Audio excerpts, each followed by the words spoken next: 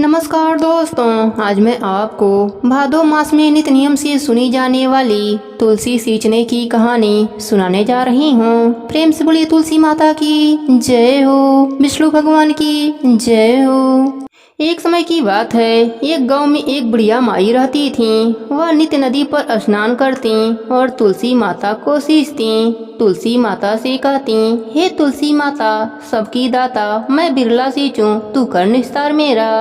तुलसी माता लडुआ दे, पीताम्बर की धोती दे, मीठा मीठा ग्रास दे, बैकुंठ का वास दे, चटके की चाल दे, पटके की मौत दे, चंदन की गांठ दे, झालर की झंकार दे, साई का राज दे, दाल भात का जीवन दे, 11 की मौत दे और कृष्णा की कांधा भी दे दे। बुढ़िया माई रोज तुलसी सींचने के बाद यही बात कहती थी। उनकी बात सुनकर तुलसी माता सूखने लगी। एक दिन भगवान हरि ने पूछा, हे प्रिय, इतनी औरतें तुम्हें सींचती हैं, मीठा भोग लगाती हैं, गीत सुनाती हैं, फिर भी तुम क्यों सूख रही हो? तब तुलसी माता ने कहा, हे प्रभु, एक बुढ़िया माई रोज मेरे पास आती हैं और रोज मुझसे यही सब बातें कहती हैं। मैं हर बात पूरी कर सकती हूँ, पर श्री हरि का कान्हा कहाँ से ला कर दूंगी? तब भगवान हरि बोले, जब वह मरेगी तब कान्हा देने मैं स्वयं आ जाऊंगा। प्रिय, तुम चिंता मत करो। कुछ दिनों के बाद बुढ़िया माई का देहांत हो गया। बुढ़िया माई के अंतिम संस्कार के लिए गांव के कुछ लोग बुढ़िया माई के मृत शरीर को उठाने लगे तो वह बुढ़िया माई इतनी भारी हो गई कि किसी से भी नहीं उठती। सब गाँव वाले बोलने लगे कि बुढ़िया माई तो अपने पूरे जीवन में पूजा पाठ किया था, फिर भी यह इतनी भारी कैसे हो गई? तभी उधर से बूढ़े ब्राह्मण के रूप में भगवान हरि स्वयं वहाँ आए और पूछने लगे कि क्या हुआ। तब सभी कहने लगे, बुढ़िया माई का शरीर उठ नहीं रहा है, लगता है यह पाप भी बहुत करती थीं, इसलिए यह मरने के बाद भारी हो गई हैं। तब भगवान के रूप में प्रभु बोले, मुझे इसके कानों में एक बात कहने दो, शायद उठ जाएं। लोग बोले, ठीक है, आप भी प्रयास कर लो। भगवान बुढ़िया माई के कानों में कहने लगे, बुढ़िया माई, मन की निकाल ले, अड़ुआ ले, गड़ुआ ले, पीताम्बर की धोती ले, मीठा मीठा ग्रास ले, बैकुंठ का वास ले, चटके की चाल ले, पटके की मौत ले, चंदन की गांठ ले, झालर की झंकार ले, दाल भात का जीवन ले, एकादशी की मौत ले और ले श्री हरि का कान्हा भी ले ले। इतना कहते ही बुढ़िया माई हल्की हो गई। भगवान अपने कन्हा पर उसे ले गए। बुढ़िया माई को मुक्ति मिल गई और वह श्री हरि के साथ बैकुंठ लोक को चली गईं।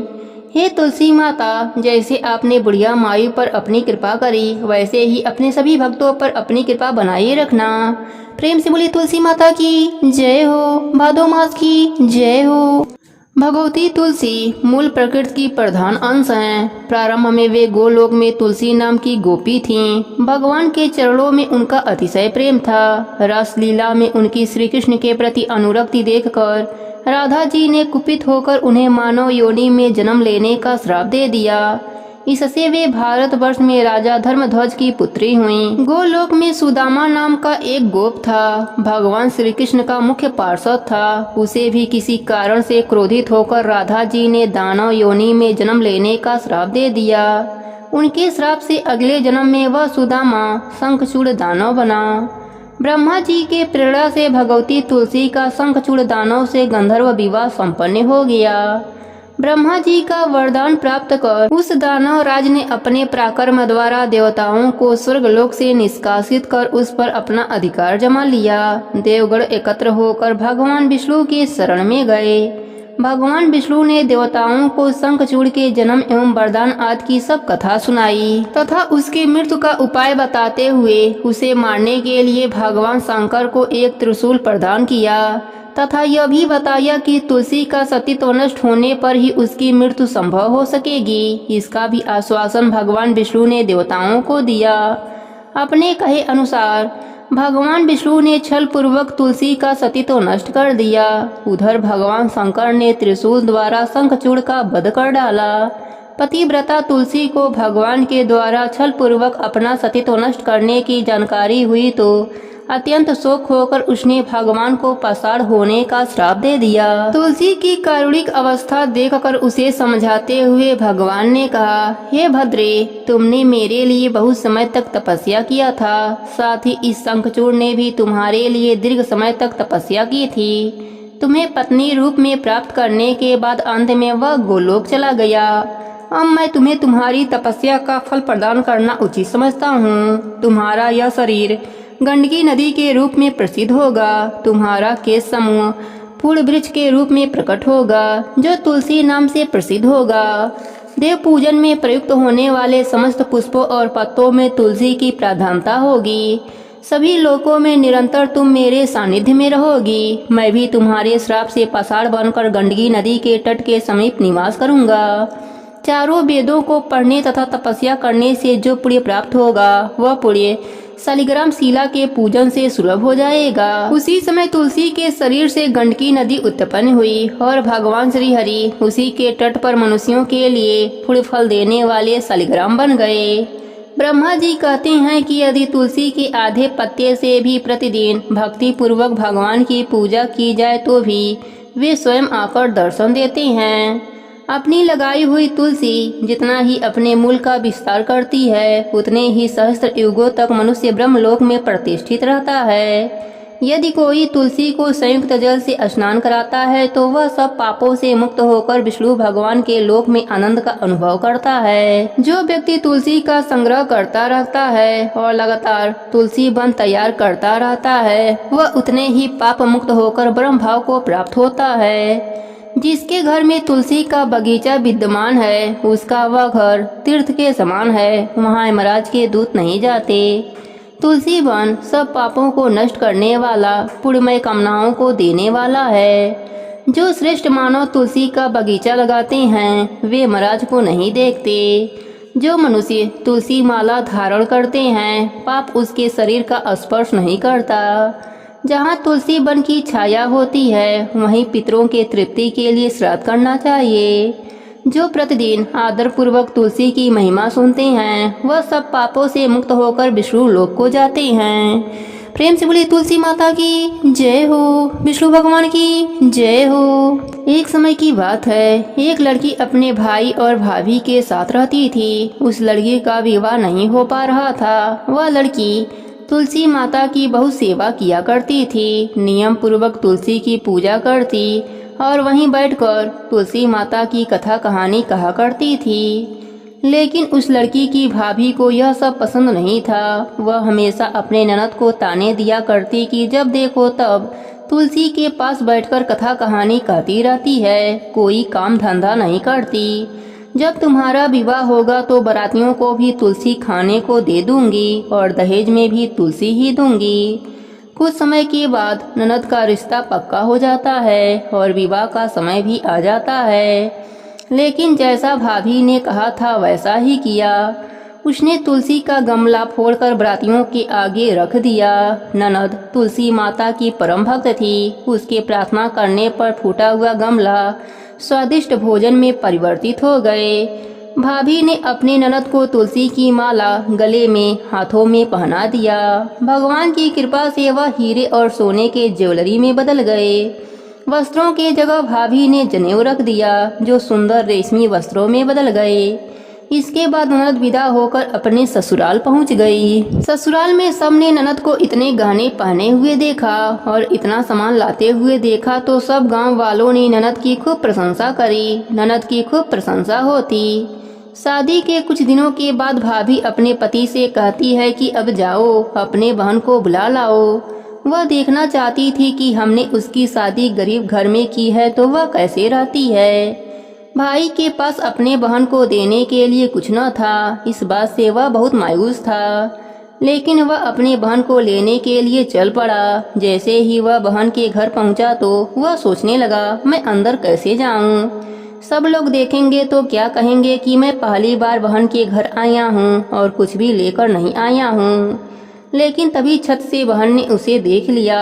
बहन ने अपने भाई को अंदर बुलाया। अंदर आकर भाई ने अपने बहन के सास से कहा कि मैं अपने बहन को ले जाने के लिए आया हूँ। लेकिन लड़की की सास ने कहा कि नहीं, मैं अभी अपने बहू को जाने नहीं दूंगी। जब से मेरी बहू आई है तब से हमारे घर में बहुत ही सुख शांति और खुशियाँ छा गई हैं। अब मैं अपने बहू को कहीं भी जाने नहीं दूंगी। लेकिन भाई के बार बार आग्रह करने पर लड़की की सास ने 2 दिन के लिए अपने बहू को उसके भाई के साथ भेज दिया। लड़की अपने भाई के साथ अपने मायके आ जाती है। भाभी उसे देखकर चौंक जाती है। वह लड़की बहुत सारे गहने पहने हुए थी, बहुत सा सामान लेकर आई थी। भाभी यह सब देखकर पूछती है कि हमने तो तुम्हारा विवाह गरीब घर में किया था, फिर तुम इतने गहने और यह सामान कहाँ से लाई हो? तब उस लड़की ने कहा, भाभी यह सब तुलसी माता की कृपा है। भाभी ननद से और भी ज्यादा जलने लगी। 2 दिन के बाद ननद अपने ससुराल चली जाती है।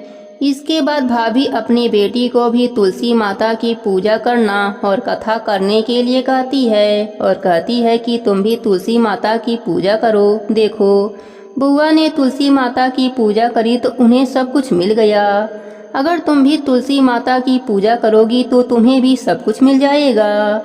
लेकिन उसके बेटी का मन पूजा में नहीं लगता था। वह तुलसी माता की पूजा बेमन से किया करती थी। लेकिन भाभी जबरदस्ती उससे पूजा पाठ करवाया करती थी। भाई की लड़की की भी शादी तय हो गई। उसके शादी का समय आया तब भाभी ने वैसा ही व्यवहार किया जैसा उसने अपने ननद के साथ किया था। लेकिन उस समय कुछ भी नहीं बदला, क्योंकि उसकी बेटी ने पूजा मन से नहीं किया था। लड़की अपने ससुराल चली जाती है। वहाँ भी उस लड़की की बहुत बुराई होती है। सब गांव वाले उस लड़की और उसकी माँ की बहुत बुराई करते हैं। कुछ दिनों के बाद उसकी माँ अपने पति से कहती है कि जाओ मेरी बेटी को ले आओ। उसका पति अपने बेटी को लेने जाता है और बेटी अपने घर आ जाती है।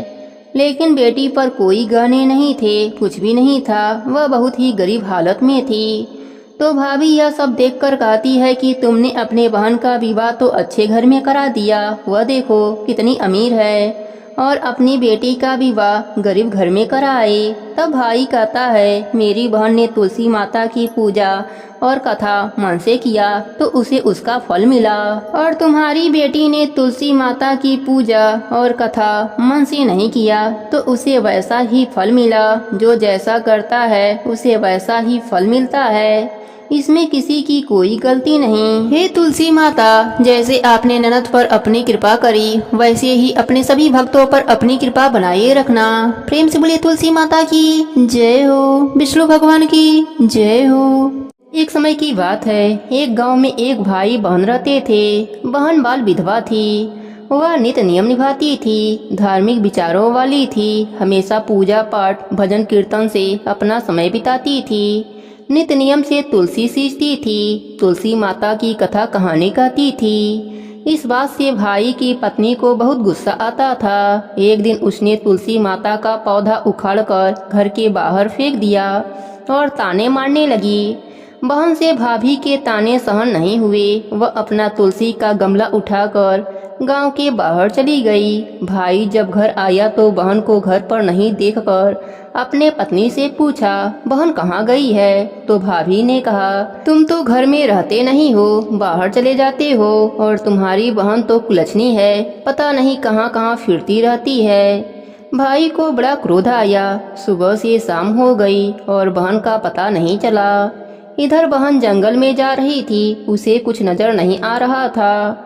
वह एक पेड़ के छाया में बैठ गई और वहाँ बैठी बैठी रोने लगी। हे तुलसी माता, मैंने तो कभी भी कोई अधर्म का काम नहीं किया, आप ही साक्षी हो और आप मेरी रक्षा करना। तुलसी माता एक बुढ़िया का रूप धर के आई और उस लड़की से बोली, बेटी तू यहाँ क्या कर रही है? तो उसने सारी बात बताई। वह कहने लगी, नित्य नियम निभाए बिना मैं नहीं रह सकती। तब बुढ़िया माई माया से एक धर्म नगरी बनाई जिसका नाम धर्म नगरी रखा। अब जगह जगह उस नगरी की चर्चा होने लगी कि वहाँ एक बहुत ही धर्म की स्त्री रहती है। और इधर तुलसी माता के कोप से बहन के जाते ही भाई भाभी पर दुखों का पहाड़ टूट पड़ा। वह घर घर भिक्षा मांगने लगे। एक दिन उन्हें पता चला कि धर्मनगरी में एक बहुत ही धार्मिक महिला रहती है। वह बहुत दान पुण्य करती है, गरीबों की मदद करती है। तो वह दोनों भी उस नगरी में गए। जब नगर में गए और उस स्त्री की बड़ाई सुने तो उसकी भाभी को याद आया कि मेरी ननद भी ऐसे ही पूजा पाठ नित्य नियम निभाती थी, परंतु मैंने ही उसे घर से बाहर निकाल दिया। एक दिन दोनों भिक्षा लेने बहन के द्वार पर पहुंचे तो बहन तो देखते ही पहचान गई, परंतु भाई और भाभी अपने बहन को नहीं पहचाने, क्योंकि वह तो पूरा ठाट बाट से रहती थी। तब भाभी की आंखों में पानी भर आए तो उसने पूछा, आप क्यों रो रही हो? भिक्षा कम हो तो और ले जाओ, या कोई और तकलीफ हो तो बोलो, मैं तुम्हारी क्या सहायता कर सकती हूँ। तब भाभी और जोर जोर से रोने लगी और पैरों में गिर पड़ी और माफी मांगने लगी। तब बहन बोली, आप लोग कौन हैं? तब वह बोली, ननद बाई सा, मुझे क्षमा कर दो, परंतु आपकी आवाज़ से मैंने तो आपको पहचान लिया है। मैंने आपको बहुत बुरा भला कहा है, आपके तुलसी माता को भी उखाड़ कर फेंक दिया है। अब भाई को सारी बात पता चल गया कि यह हमारी दशा ऐसे कैसे हो गई। वह अपनी पत्नी को डंडा से मारने लगा। तब वह बोली, इनसे गलती हो गई है, इन्हें क्षमा कर दो। मेरी तो तुलसी माता ने बहुत रक्षा करी है, यह सब उन्हीं का दिया हुआ है। तब उसने तुलसी माता से प्रार्थना की, हे तुलसी माता, जो मेरे भाग्य में हो वह मुझे दे दो और अपनी माया समेट लो। तुलसी माता प्रसन्न हुई, उसे खूब अन्य धन दिया और अपनी माया नगरी को समेट लिया। अब भाई अपने बहन को लेकर अपने घर आ गया। अब उसका घर अन्य धन से भर गया और सब खुशी खुशी से साथ में रहने लगे। अब ननद और भाभी मिलकर तुलसी सींचते और वहीं बैठकर तुलसी माता की कथा कहानी कहते और सुनते। तुलसी माता के कृपा से उन्हें इहलोक में सुखों की प्राप्ति हुई और मरने के बाद वैकुंठ लोक का सुख मिला। हे तुलसी माता, जैसे आपने ननद पर अपनी कृपा करी, वैसे ही अपने सभी भक्तों पर अपनी कृपा बनाए रखना। सबके व्रत को पूर्ण करना, कहानी अधूरी हो तो पूरी करना, पूरी हो तो मान रखना। प्रेम से बोलिए तुलसी माता की जय हो, विष्णु भगवान की जय हो। एक समय की बात है, एक गांव में एक ननद और भौजाई रहती थीं। घर के सभी लोग बेटी को बहुत लाड से रखते थे, परंतु उसकी भाभी अपने ननद से बहुत जलती थी। एक दिन बहू ने अपने सास से कहा, माँ जी, आप अपने बेटी से घर का काम काज क्यों नहीं कराती? पराये घर जाएगी तो बहुत दुख पाएगी। परंतु सास ने कहा कि यह तो बहुत छोटी है, बड़ी हो जाएगी तो सब सीख जाएगी। बेटी का नाम रानी था। वह जब से समझदार हुई थी तभी से तुलसी माता की पूजा किया करती थी। तुलसी सींचती थी, सुबह शाम घी का दीपक लगाती थी। तुलसी जी की पूजा करने के बाद ही वह खाना खाया करती थी। रानी तुलसी माता से प्रार्थना करती, हे माँ, सोने के लोटा दो और लड्डुअन का थार दो। इस प्रकार सोने का लोटा और लड्डुअन का थार आ जाता था। रानी वह ले जाकर अपने माँ को दे देती थी। इसी तरह उनका घर चल रहा था। उनके घर में कभी अन्य धन की कमी नहीं हुई। एक दिन उसकी माँ अपने बेटे से बोली, बेटा, रानी का विवाह का समय हो गया है, तुम उसके लिए घर बार खोज दो। तभी उसकी भाभी बोली, मेरे जान पहचान की एक शादी है, रानी की शादी वहीं करा दिया जाए। रानी की शादी हो गई। वह बहुत ही गरीब थे। सुबह हुआ तो रानी ने अपने सास से कहा, मैं पहले तुलसी जी की पूजा करूंगी, उसके बाद ही अन्य जल ग्रहण करूंगी। सास बोली, हमारे यहाँ तो तुलसी का पौधा नहीं है। रानी को उसके ननद के साथ पड़ोस में लगी तुलसी के पौधे के पास भेज दिया। रानी ने तुलसी माता की पूजा करी और वही मांगा जो हमेशा मांगती थी, सोने के लोटे में जल दो और लड्डुअन का थार दो। दोनों चीजें उसके सामने आ गए। रानी ने लोटा और थाल पड़ोसन को दे दिया। पड़ोसन तो बहुत खुश हो गई और कहा, बहू, तुम रोज पूजा करने आ जाया करो। जब वह दोनों घर आए तो ननद ने अपने माँ को पूरी बात बता दी। सास गुस्से से बोली, अब देखती हूँ कि यह अब कैसे तुलसी पूजा करने पड़ोस में जाती है। सुबह रानी ने तुलसी पूजा के लिए कहा तो सास पहले से ही गुस्से में बैठी हुई थी। उसने कहा, कोई पूजा नहीं होगी, चलो काम पर लग जाओ। रानी बहुत दुखी हुई, उसने कुछ भी नहीं खाया। इसी तरह 4-5 दिन निकल गए और वह भूखी प्यासी ही रही। रात में तुलसी माता ने सपने में दर्शन दिया और बोली, बेटी तुम आजकल मुझे जल से क्यों नहीं सींचती हो, मेरी पूजा पाठ नहीं करती हो, दिया भी नहीं जलाती हो। तब रानी ने कहा, मेरे ससुराल में तुलसी का पौधा नहीं है तो मैं पूजा कैसे करूं? तब तुलसी माता ने कहा, उठो और घर के आंगन में देखो, वहाँ तुलसी का पौधा है। रानी जब सुबह उठी तो उसने देखा, सच में आंगन में तुलसी का पौधा था और उसमें हीरे मोती लटक रहे थे।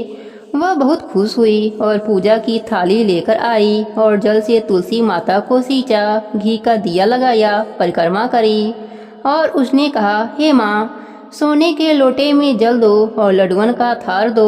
दोनों चीजें उसके सामने आ गए। बहू ने ले जाकर वह दोनों चीजें अपने सास को दे दिया। वह चकित होकर पूछा, यह सब कहाँ से आया? तब बहू ने पूरी बात बताई। सास ने आंगन में जाकर देखा तो आंगन में तुलसी का पौधा जगमगा रहा था। सास को अपने गलती पर बहुत शर्मिंदगी हुई। सास बहू से माफी मांगने लगी तो बहू ने कहा, माँ जी, उल्टी गंगा नहीं बहती, मैं आपके पाँव लगूंगी, आप तुलसी माता के पाँव लगिए। तब दोनों सास बहू और ननद रोज तुलसी माता की पूजा करने लगी, तुलसी सींचने लगी, तुलसी माता की कथा कहानी कहने और सुनने लगी। तुलसी माता की कृपा से उनका घर अन्न धन से भर गया। हे तुलसी माता, जैसे आपने रानी पर अपनी कृपा करी, वैसे ही अपने सभी भक्तों पर अपनी कृपा बनाए रखना, सबके व्रत को पूर्ण करना। प्रेम से बोलिए तुलसी माता की जय हो, विष्णु भगवान की जय हो।